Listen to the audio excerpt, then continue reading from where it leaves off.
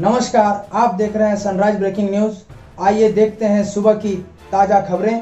नौकरी की बाट जो रहे झारखंड के युवा, कल से ट्विटर पर झारखंडी युवा मांगे रोजगार अभियान की शुरुआत करने जा रहे हैं। यह अभियान 21 जून से शुरू होकर 3 जुलाई तक चलेगा। इस दौरान युवा हेमंत सोरेन की ओर से घोषित नियुक्ति वर्ष की अंत्येष्टि मनाएंगे। वहीं अभियान की शुरुआत कर रहे युवाओं ने बताया कि मुख्यमंत्री हेमंत सोरेन 5 लाख प्रति वर्ष रोजगार देने का वादा करके सत्ता में आई थी, लेकिन सत्ता में आने के बाद 1.5 वर्ष के समय बीत जाने पर भी ना तो एक भी परीक्षा हो सका है और ना ही पूर्व में ली गई परीक्षाओं में चयनित छात्रों को नियुक्ति दी गई है। केवल एक जेपीएससी की नियुक्ति दी गई है, वो भी अब माननीय उच्च न्यायालय के विसंगति पाए जाने पर रद्द कर दिया गया है। युवाओं का कहना है कि अब सवाल उठता है कि ऐसी निराशावादी स्थिति में छात्र क्या करे। उन्हें ठीक से समझ नहीं आ रहा है कि वे अपनी पीड़ा सरकार को किस प्रकार बताए, किस प्रकार सरकार का ध्यान नियुक्ति की ओर आकर्षित करे।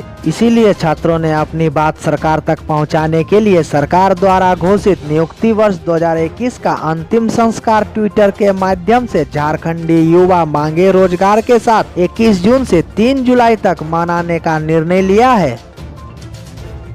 झारखंड के मौसम में अगले 3 से 4 दिनों तक कोई भी बदलाव होने के आसार नहीं दिख रहे हैं। बारिश का सिलसिला ऐसे ही जारी रहने की उम्मीद है। ये मौसम 24 जून तक देखने को मिल सकती है। मौसम विभाग के वैज्ञानिक अभिषेक आनंद ने बताया कि राज्य में अगले 3 से 4 दिनों तक तापमान में कोई बड़ा बदलाव देखने को नहीं मिलेगा। हल्के और मध्यम दर्जे के बारिश के साथ साथ वज्रपात होने की भी संभावना है। बारिश को देखते हुए मौसम विभाग ने येलो अलर्ट का जारी किया है। वहीं मौसम पूर्वानुमान के अनुसार रांची समेत हजारीबाग, गुमला, रामगढ़, खूंटी, बोकारो, देवघर, गिरिडीह, धनबाद, गोड्डा, दुमका, जामताड़ा, पाकुड़ और साहिबगंज जिले में कुछ स्थानों पर वज्रपात के साथ भारी बारिश होने की भी संभावना जताई गई है।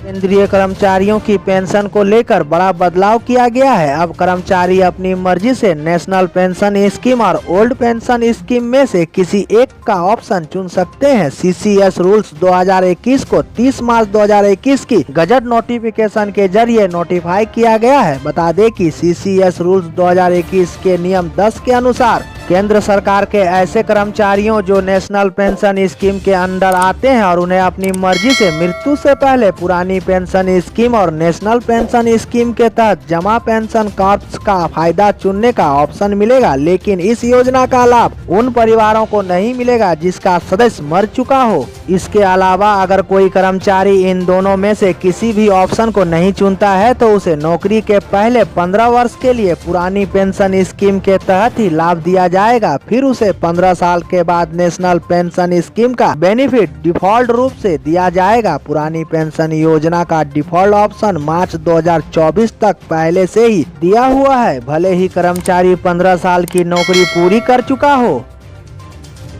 विगत 12 जून को गारू लातेहार में एक ग्रामीण पुलिस बलों की गोलाबारी का शिकार हो गया था। इसके बाद घटना की जांच के लिए भारतीय जनता पार्टी के द्वारा एक उच्च स्तरीय जांच दल का गठन किया गया। जांच दल ने 19 जून को घटना स्थल का दौरा किया। इस दल में प्रदेश के मोर्चा अध्यक्ष और पूर्व विधायक शिव शंकर उरांव, पूर्व विधायक राम कुमार पाहन और अन्य लोगों के अलावा विशेष रूप से भाजपा अनुसूचित जनजाति मोर्चा के राष्ट्रीय अध्यक्ष और सांसद समीर उरांव भी मौजूद थे। घटना स्थल का दौरा करने के बाद पूरी टीम ने रविवार को प्रेस वार्ता में कहा कि यह घटना नक्सलियों के साथ मुठभेड़ की घटना नहीं थी, बल्कि यह फर्जी मुठभेड़ थी। पुलिस सुरक्षा बल द्वारा जानबूझकर गोली मारकर हत्या कर दी गई। ग्रामीण नक्सली नहीं थे बल्कि निरीह मासूम लोग थे। अब भाजपा मानवाधिकार आयोग से इसकी जाँच की मांग करेगी। भारतीय रेलवे ने रेल यात्रियों को एक बड़ी राहत दी है। पहले जब यात्री आईआरसीटीसी की वेबसाइट या ऐप पर ऑनलाइन ट्रेन टिकट बुक करते थे और फिर उसे कैंसिल कर रहे थे तो उन्हें अपना रिफंड पाने के लिए 1 से 2 दिन तक इंतजार करना पड़ता था। कभी कभी तो 4 से 5 दिन भी लग जाते थे। अब यात्रियों को इंतजार नहीं करना पड़ेगा। अब जो यात्री आईआरसीटीसी के पेमेंट गेटवे आईआरसीटीसी आई-पे के माध्यम से टिकट बुक करेंगे तो उन्हें टिकट रद्द करने के तुरंत बाद उनका रिफंड मिल मिल जाया करेगा। वहीं दूसरी तरफ रेलवे अधिकारियों ने यह भी कहा कि रेल यात्रियों की बढ़ती संख्या को ध्यान में रखते हुए IRCTC ने IRCTC आई पे फीचर के साथ अपने यूजर इंटरफेस को अपग्रेड किया है, जिससे टिकट बुक करने में कम समय लग रहा है। पेमेंट गेटवे आई पे में ऑटो पे का फीचर भी जोड़ा गया है। इससे अब यात्रियों को टिकट बुकिंग कराने में काफी कम समय लगेगा। वहीं स्वतः टिकट अगर कैंसिल हो गया तो तुरंत रिफंड भी मिलेगा।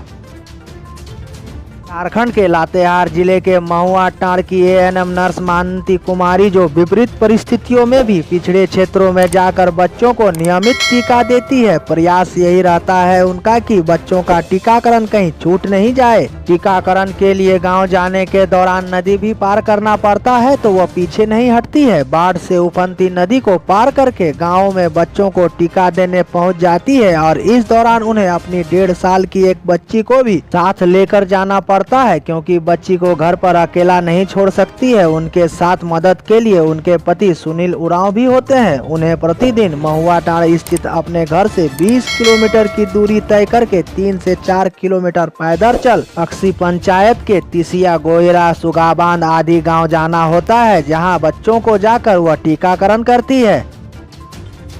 महाराष्ट्र में महाविकास आघाड़ी की गाड़ी आजकल लड़खड़ाती नजर आ रही है और गठबंधन में शिवसेना और कांग्रेस के बीच दरार की खाई बढ़ती ही जा रही है। महाराष्ट्र में कांग्रेस चीफ नाना पटोले और अन्य लोकल नेता के अकेले चुनाव लड़ने वाले बयान पर मचे घमासान के बीच उद्धव ठाकरे की प्रतिक्रिया आई। उद्धव ठाकरे ने आज इशारों में स्थानीय कांग्रेस नेताओं पर कटाक्ष करते हुए कहा कि जो लोगों की समस्याओं का समाधान किए बिना ही अकेले चुनाव लड़ने की बात करेगा, उन्हें लोग जूतों से पीटेंगे। बता दें कि कांग्रेस या किसी कांग्रेस नेता का नाम लिए बगैर ही उद्धव ठाकरे ने कहा है कि अगर हम लोगों की समस्याओं के समाधान की पेशकश नहीं करते हैं और केवल राजनीति में अकेले लड़ने की बात करते हैं तो लोग हमें जूते से पीटेंगे। वे हमारी अकेले चुनाव लड़ने की पार्टी केंद्रित महत्वाकांक्षी बात नहीं सुनेंगे। हाल ही में मुंबई कांग्रेस प्रमुख भाई जगताप ने कहा था कि वह शिवसेना से हाथ मिलाए बिना ही अगले साल के मुंबई निकाय चुनाव लड़ने के लिए तैयार है।